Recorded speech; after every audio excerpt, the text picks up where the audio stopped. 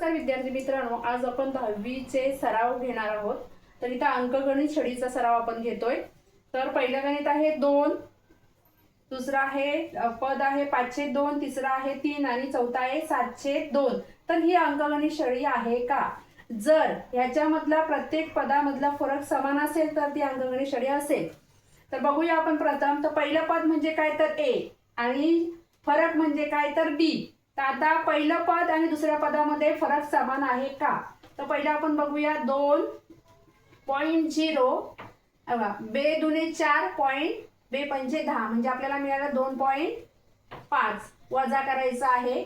10 तून 5 गेले, राहिले 5, इकडचा हातचा 1 दिला तर 2तून 3 गेले मायनस, तर काय मिळणार आहे वजा 1.5। म्हणजे फरक इथे आपल्याला कितीचा मिळाला आहे तर 1.5 चा मिळालेला आहे।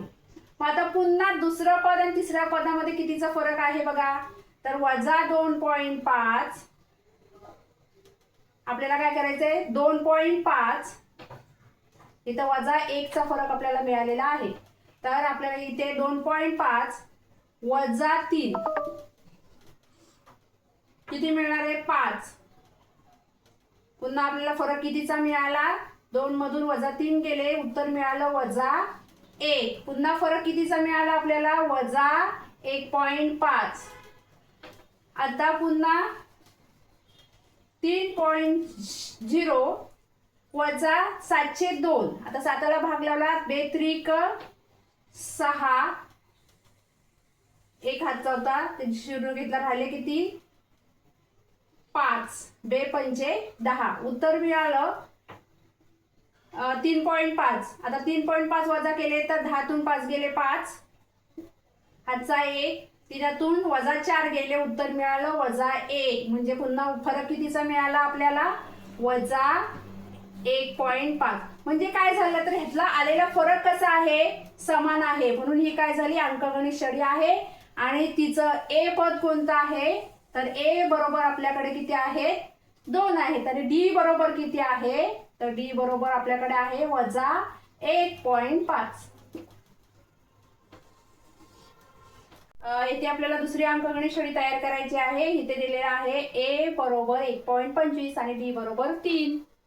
तर बघा आपल्याला काय करायचं आहे, जर सिरीज तयार करायची असेल तर इथे आपल्याला काय ए बरोबर 1.25 म्हणजे T1 बरोबर किती दिलेला आहे आपल्याला 1.25 दिलेला आहे। मग T2 किती मिळणार आहे तर T2 मिळणार आहे आपल्याला ए अधिक डी,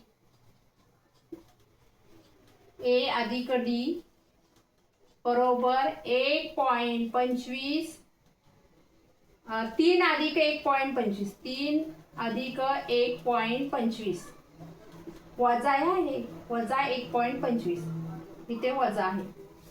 तर आता 3 आपण इथं उभं घेऊया, 3.00 वजा 1.25, 10 तून 5 गेले राहिले 5, हातचा 1, 10 तून 3 गेले राहिले 7, हातचा 1, इथे 1, 3 मधून 2 गेले राहिले किती 1.75।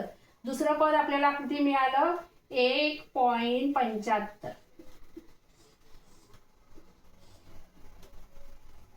हे पहिलं पद आहे।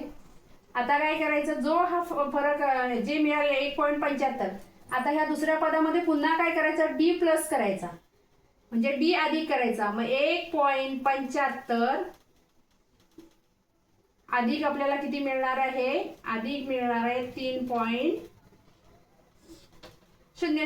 5चे 5, 7 अधिक 0 7, पॉइंट 3 ने 1 4, 4.75। हे काय मिळालं आपल्याला T3। म्हणजे आपली सिरीज तयार कशी झाली वजा 1.25, दुसरं पद मिळालं 1.75, तिसरं मिळालं 4.75। अशा प्रकारे आपल्याला पद मिळतात व आपली अंकगणित छडी तयार होते।